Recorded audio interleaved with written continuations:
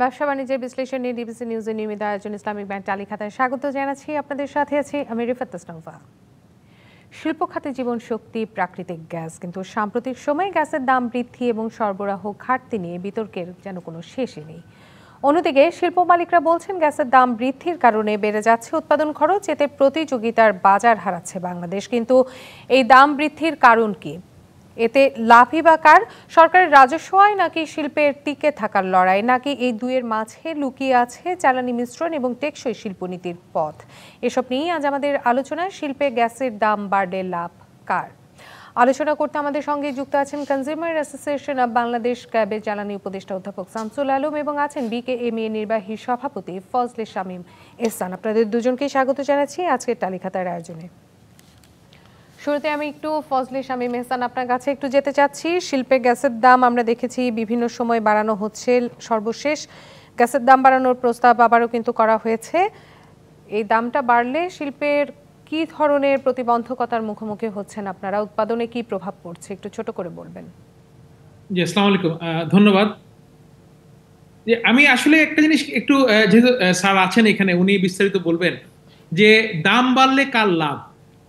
যে বিষয়টা আমরা আসলে দাম বাড়ারটা থেকে আমরা বলতে পারি যে ন্যায্য দামটাকে আমরা মানে আমরা দাম বৃদ্ধি কি ন্যায্য হচ্ছে কিনা সেটা হলে আসলে আলোচনা পয়েন্ট। দাম বাড়ালে তো অবশ্যই যিনি বিক্রি করবেন তার লাভ, সেটা নিঃসন্দেহে, কিন্তু ক্ষতিটা সম্পূর্ণ দেশের।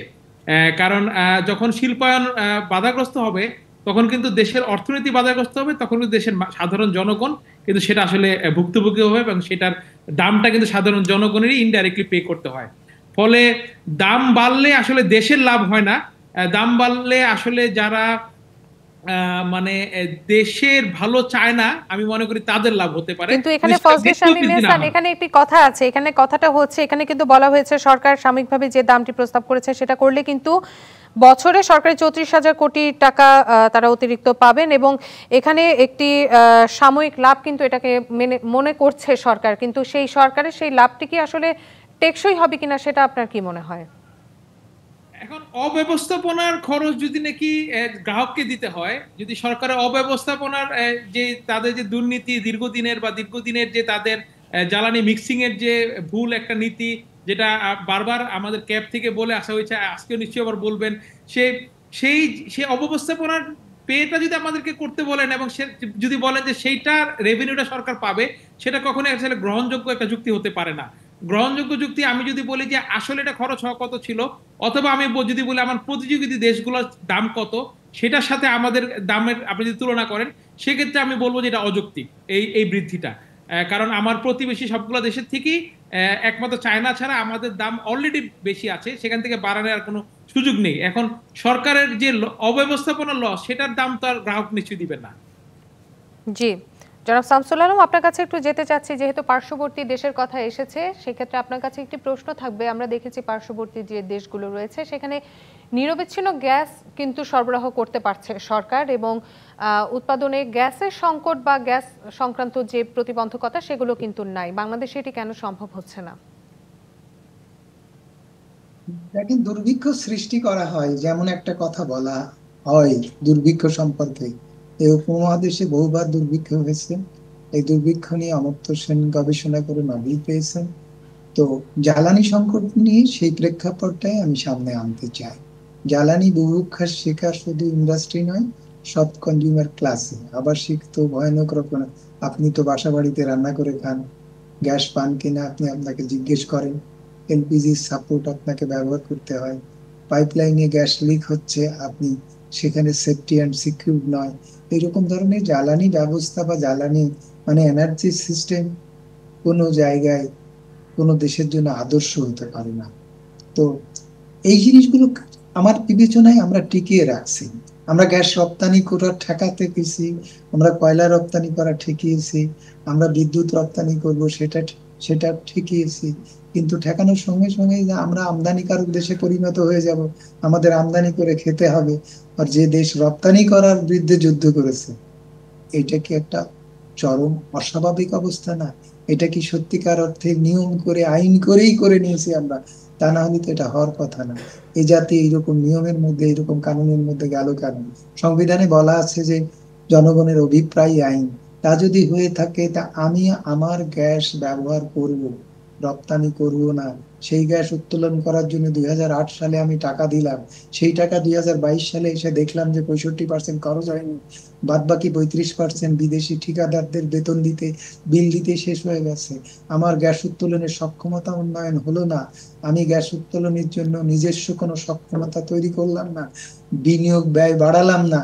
তাহলে যাদের কারণে এটা হয়েছে তাদের কি রাস্তায় থাকা বা জেলের বাইরে থাকার কথা? তাদেরকে জেলের ভিতরে নিয়ে এইসব প্রশ্ন আলোচনা করা ছাড়া আমি আর কোনো উপায় দেখি না, আর কোনো কারণ দেখি না। জি, ডক্টর শামসুল আলম, আমরা আসলে বুঝতে পেরেছি, কিন্তু শামীম এহসান, আপনার কাছে একটু এই বিষয়টি নিয়ে জানতে চাবো যে আপনি কি স্যারের সাথে একমত কিনা বা জনাব শামসুল আলমের সাথে একমত কিনা এই বিষয়টি নিয়ে।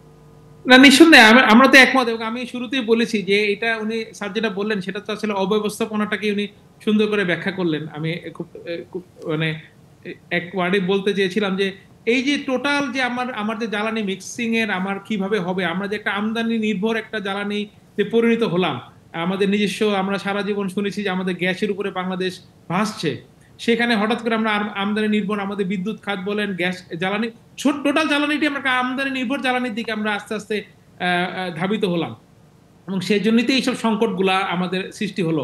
এখন আমাদেরকে বলা হচ্ছে যে এলএনজির দামের উপরে বেস করে আপনি গ্যাসের দাম দেন। আমি এলএনজির দামের উপর দাম করে গ্যাসের দাম দিব, তাহলে আমার নিজস্ব গ্যাসের কি অবস্থা হলো? সেটা কেন আমি ডলারে কিনছি? আমার নিজস্ব বাপেক্সের, যদি অনেক বড় বড় ব্যাপার, আপনারা বলতে পারেন যে আপনি একজন গার্মেন্টস ব্যবসায়ী, বড় কথা বলছেন কেন, কিন্তু আমি গ্রাহক হিসেবে আমি দাবি জানাতে পারি, কারণ আমার তো টাকা সেখানে, আমি তো বারবার টাকা দিয়েছি, আমি গত 27 বছরের ব্যবসা করি, আমি তো প্রত্যেকটা বিলের সাথে উন্নয়ন খরচ নামক একটা টাকা দিয়েছি। সেই উন্নয়ন খরচের টাকাটা কোথায় গেল? সেখানে আমার গ্যাস ফিল্ডে কেন উন্নয়ন করা হলো না? আমার নতুন নতুন ক্ষেত্রগুলো কেন আমার গ্রিডে যোগ করা হলো না? এই কোশ্চেনগুলো আমরা যে সাধারণ মানুষ হিসেবে করতেই পারি সরকারের কাছে, যে সরকারই থাকুক, আমরা সরকারের কাছে সেই দাবিগুলো করতে পারি। এবং আমি মনে করি যে এই বর্তমানে গ্যাসের দাম বৃদ্ধিটা হবে সম্পূর্ণ আত্মঘাতী, কারণ তাতে আমাদের শিল্পায়ন ক্ষতিগ্রস্ত হবে। শিল্পায়ন ক্ষতিগ্রস্ত হওয়া মানে আপনারা জানেন যে আমাদের বিনিয়োগ কমে যাবে, আমাদের অর্থনীতি চাকা স্লথ হয়ে আসবে, আমাদের কর্মসংস্থান কমে যাবে। নতুন নতুন কর্মসংস্থান না হলে সেটা আবার আমাদের ইকোনমিতে গিয়ে এফেক্টটা পড়বে। তো এই ওভারঅল সবকিছু সিচুয়েশন চিন্তা করে এখন গ্যাসের দাম বৃদ্ধিটা, ক্ষতিপূরণটা কমাতে গেলে শুধুমাত্র যে আপনার গ্যাসের দাম বৃদ্ধি করেই সেটা ক্ষতিটা কমাতে হবে তা না, সেই ক্ষতিটা কিন্তু নানান ভাবে তার সিস্টেম লস কমিয়ে, তার আরো এনার্জি পলিসির আরো এফিসিয়েন্ট করে, নতুন নতুন আমাদের লোকাল গ্যাস ফিল্ড আবিষ্কার করে সেগুলো করা যেতে পারে। আমি মনে করি সেই দিকে আসলে সরকারের নজর দেওয়া উচিত। দাম বৃদ্ধি খুব সহজ, আরেকজন থেকে টাকা নিলাম আর আমি আমার খরচ বাড়ায় ফেললাম, সেটা আসলে সমাধান না। জি, আপনারা দুজনেই থাকবেন আমাদের সাথে, আমরা একটি ছোট্ট বিরতিতে যাব, বিরতির পর আমরা আবারও ফিরে আসবো আলোচনায়। বিরতি নিচ্ছি ব্যবসা বাণিজ্যের বিশ্লেষণ নিয়ে ডিবিসি নিউজের নিয়মিত আয়োজন ইসলামিক ব্যাংক তালিকাতায়, সঙ্গে থাকুন। আবারও স্বাগত জানাচ্ছি ব্যবসা বাণিজ্যের বিশ্লেষণ নিয়ে ডিবিসি নিউজের নিয়মিত আয়োজন ইসলামিক ব্যাংক তালিকাতায়। আজ আমরা আলোচনা করছি গ্যাসের দাম বৃদ্ধি নিয়ে। আমাদের সঙ্গে দুজন অতিথি যুক্ত আছেন। এ পর্যায়ে আমি একটু চলে যেতে চাই জনাব শামসুল আলম, আপনার কাছে। আপনার কি মনে হয় এই যে দাম বাড়ানো, বারবার করে দাম বাড়ানো, এর ফলে একটি নিরবিচ্ছিন্ন গ্যাস সরবরাহ নিশ্চিত করতে পারবে সরকার? দাম বাড়ানোর সঙ্গে নিরবিচ্ছিন্ন বিদ্যুৎ সরবরাহের কোনো সম্পর্ক আমি খুঁজে পাই না। আজকের এখানে কথায় কিন্তু, যদি আসি, জি জনাব শামসুল আলম, একটি বিষয় কিন্তু এখানে এসেছে যে অপচয় রোধ হবে। ফিরে অপচয় রোধ হওয়াটার সঙ্গে তো দাম বৃদ্ধির সম্পর্ক নেই। তার মানে কি কনজিউমার বেশি দাম, যে কথাটা শুরু থেকেই আজ 2 দশক ধরে বলে আসা হচ্ছে যে দাম বৃদ্ধি করলে বেশি দামের জিনিস কনজিউমার অপচয় করতে করবে না, সতর্ক হবে, এইভাবে যদি বলা হয়ে থাকে তাহলে আপনাকে একটা স্ট্যাটিস্টিক্স দেব। গতদিনের শুনানিতে 26 তারিখের শুনানিতে বলা হয়েছে ট্রান্সমিশন ডিস্ট্রিবিউশনে আপনার সিস্টেম লস হচ্ছে, কোম্পানিগুলো বলেছে 9%, অ্যারাউন্ড 10%-এর মধ্যে। বিআরসি বলছে যে প্রকৃত ট্রু সিস্টেম লস 1.12%। তার মানে নিয়ার অ্যাবাউট 9%, 8 থেকে 9% সিস্টেম লস যেটা আনা হয়েছে সেটা আসলে অপচয় কার? ভোক্তার, না কোম্পানির, না চুরি, না ডাকাতি? সে বিষয়টি আর যাই বলি না কেন, এই অপচয়ের জন্য ভোক্তাকে দায়ী করা যায় না, ভোক্তা দায়ী নয়। এইরকম একটা অপচয় যারা করে, যাদের হাতে আমরা এই সেবা দেওয়ার দায়িত্ব দিয়েছি, সরকারি মালিকানাধীন কোম্পানি তিতাস, জিটিসিএল, তারপরে শাহজালালাবাদ, বাখরাবাদ, কর্ণফুলী, সুন্দরবন, পশ্চিমাঞ্চল, এরা মিলিয়েই যে সরবরাহ করে এই যে সিস্টেম লস ঘটাচ্ছে, তাহলে তাদের তাদের পারফরমেন্সের উপরে, তাদের দক্ষতার উপরে তাদের যে আমরা মুনাফা দিই, সেটা এখন মুনাফা দিচ্ছি কেন, সেটা স্থগিত করছি না কেন, যে তাদের এই পারফরমেন্স, এই অপচয় রোধ না করার জন্য পর্যন্ত আমরা এটা স্থগিত রাখলাম। কারণ করছি না, কারণ এদের কোম্পানিগুলোর প্রধান হচ্ছে সচিবালয়ের সচিব এবং বা অতিরিক্ত সচিবরা, এবং তারা তাদের শেল্টারে থেকে এই কোম্পানিগুলো চলছে, এবং এই কোম্পানিগুলো নিয়ন্ত্রণের বাইরে। এই কোম্পানিগুলো রেগুলেট করা যায় না, রেগুলেটরি অথরিটি তাদের বা বডি অর্থাৎ বিআরসির কোনো নিয়ন্ত্রণ নেই, সরকারের কোনো তারা অংশ নয়, তারা বেসরকারি কোম্পানির মতো স্বাধীন, কারণ তারা কোম্পানি আইনে চলে। এইরকম ধরনের অবস্থা ব্যবস্থা এইভাবে মন্ত্রণালয় তৈরি করেছে। সবার আগে মন্ত্রণালয়কে এই গ্যাস সিস্টেমের উপরে, বিদ্যুৎ সিস্টেমের উপরে, জ্বালানি সিস্টেমের উপরে খবরদারি করার ব্যাপারে নিষ্ক্রিয় করতে না পারলে এই অবস্থা থেকে অব্যাহতি নেই। নেক্সট ফিরে আসেন, যেটা আপনারা বলছিলেন যে লাভের কথাটা, এই যে এলএনজির দামে ইন্ডাস্ট্রিকে গ্যাস কিনতে হবে, এরকম একটা আবদার উঠেছে সরকারের পক্ষ থেকে তথা জ্বালানি বিভাগের পক্ষ থেকে। এই আবদার পূরণ করলে তাহলে তারা অতিরিক্ত বাড়তি মুনাফা বা বাড়তি তাদের রাজস্ব আহরণ হবে ৩২০০ কোটি টাকা, অর্থাৎ ৩,২০০ সামথিং কোটি টাকা হবে। আর তারা দুইবার গ্যাসের উপরে ভ্যাট নেয়, মানে এক ছাগল দুইবার কোরবানি করে। তো তারা যদি দুইবার ভ্যাট নেয়, তো প্রথমবারে এলএনজির উপরে যে ভ্যাট নেয়, সেই ভ্যাট যদি নেওয়া বেআইনি, বিআরসি বলেছে এই ভ্যাট বাদ দিতে হবে, সেই বাদ দিলে ৩৫০০ কোটি টাকা সাশ্রয় হয়। আর ওই যে প্রায় 10% গ্যাস অপচয় করছে, সেই ব্যয়টা তো ভোক্তার ঘাড়ে চাপানো যায় না। সেই ব্যয়টাতে কোম্পানির মুনাফা থেকে যদি সমন্বয় করা হয়, তাহলে কত টাকা সাশ্রয় হতে পারে। গ্যাস খাতে ঘাটতি আছে 20,000 কোটি টাকা বলা হচ্ছে। সেই 20,000 কোটি টাকার ঘাটতি সমন্বয় আমরা হিসাব করে দেখিয়েছি যে 20,000 কোটি টাকার ঘাটতি সমন্বয় করাটা এই ধরনের অন্যায় ও অযৌক্তিক ব্যয় গ্যাস সরবরাহ শ্রেণী যেখানে যেখানে সমন্বয় হয়েছে, সেখানে যদি ন্যায্য যৌক্তিক করার কার্যক্রম হাত দেওয়া হয় এবং স্ট্যান্ডার্ড প্রসিডিওর গ্যাস সাপ্লাই চেনে ব্যয় স্ট্যান্ডার্ডাইজ করা হয়, তাহলে এই টাকা অটোমেটিক্যালি সাশ্রয় করা সম্ভব।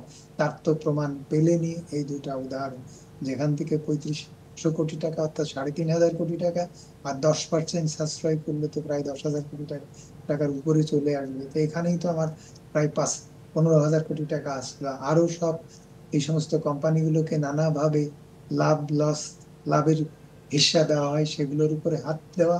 আর তাছাড়া গ্যাস খাত কোনোভাবেই বাণিজ্যিক খাত হিসেবে অপারেট করা ঠিক হবে না। সরকার একদিকে ব্যবসা করছে, আরেকদিকে সেবা করছে। সরকার হিসেবে আমার কাছ থেকে, ভোক্তাদের কাছ থেকে ট্যাক্স ভ্যাট কর নিচ্ছে, অন্যদিকে ব্যবসা করতে যে আমার সরকার কর্পোরেট ট্যাক্স নিচ্ছে, আবার লভ্যাংশ নিচ্ছে, ডিভিডেন্ড নিচ্ছে। তো এইভাবে সরকার একদিকে উজা হয়ে ঝাড়ে, আর একদিকে সর্প হয়ে দংশন করে।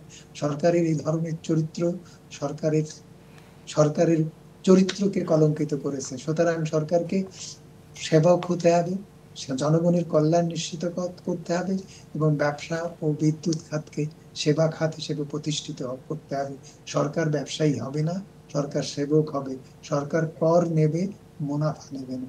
এই জায়গা থেকে যদি সরকার নিজেকে সংযত করে, বেরিয়ে আসে, তাহলে এই খাতে যে দামে আমরা গ্যাস কিনছি, বিদ্যুৎ কিনছি, কয়লা কিনছি, তেল কিনছি, তেলে তো আরো বেশি আমাদের লুণ্ঠন করা হচ্ছে, তাহলে আমরা সরকারকে আরো রেভিনিউ দিতে পারবো, এবং সরকার এই খাতকে অবশ্যই রেভিনিউ জি, জনাব শামসুল আলম, সরকারের করণীয় এবং ভবিষ্যৎ পরিকল্পনা কি হতে পারে এই বিষয়টি নিয়ে আমরা কথা বলবো, কিন্তু তার আগে আমি একটু শামীম এহসান আপনার কাছে একটু যেতে চাই।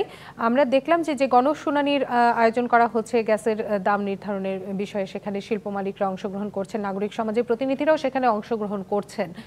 তাদের নানান দাবি দাওয়া থাকতে পারে বা সেখানে তারা অনেক কথা উপস্থাপন করতে পারেন, তাদের সেই কথাগুলো আসলে কতটুকু আমলে নিচ্ছে সরকার? আমরা তো কিছুদিন আগে দেখলাম গ্যাসের দাম নিয়ে একটি গণশুনানি হলো, সেখানে আসলে সাধারণ মানুষ যদি আমরা তাদেরকে বলে থাকি, কতটুকু প্রাধান্য দিচ্ছে দাম নির্ধারণে সরকার তাদেরকে?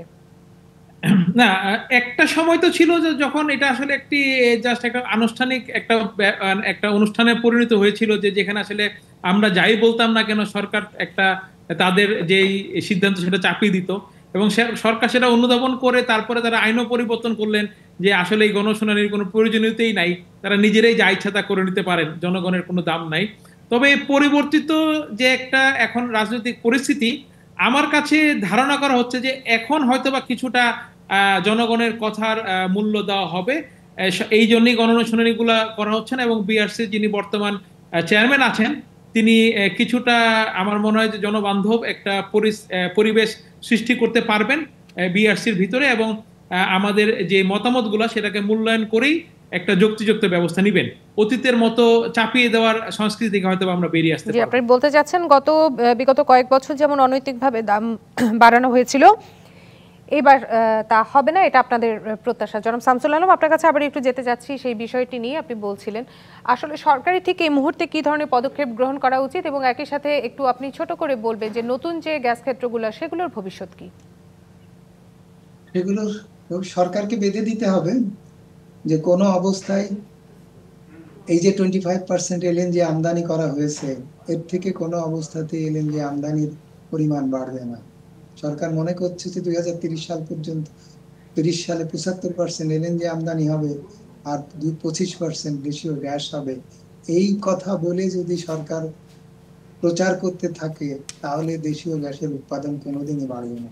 সুতরাং এখনই সরকারকে ঘোষণা করতে হবে যে 2030 সালের আগে কোনো অবস্থাতেই এই 1000 MMCFD গ্যাসের বেশি আমদানি হবে না, এবং বাড়তি চাহিদা নিজস্ব গ্যাস উত্তোলন করে মজুদ আবিষ্কার করে পূরণ করতে হবে মরিয়ার বাসে। এটা পেট্রো বাংলাকে টার্গেট দিয়ে দিতে হবে, যদি পেট্রো বাংলার পিপুলি এই কাজটা করবে। আর মন্ত্রণালয়কে নিষ্ক্রিয় করতে হবে, রেগুলেটরি সংস্থা হিসেবে বিআরসি কে শক্তিশালী এবং সক্ষম করতে হবে, এবং সেজন্য ধন্যবাদ জানাচ্ছি জনাব শামসুল আলম আপনাকে, এবং শামীম এহসান আপনাকেও। আজ এখানেই বিদায় নিতে হচ্ছে আমাদের। ব্যবসা বাণিজ্য বিশ্লেষণ নিয়ে ডিবিসি নিউজের নিয়মিত আয়োজন ইসলামিক ব্যাংক টালি খাতায় যে পর্যন্তই। সঙ্গে থাকুন।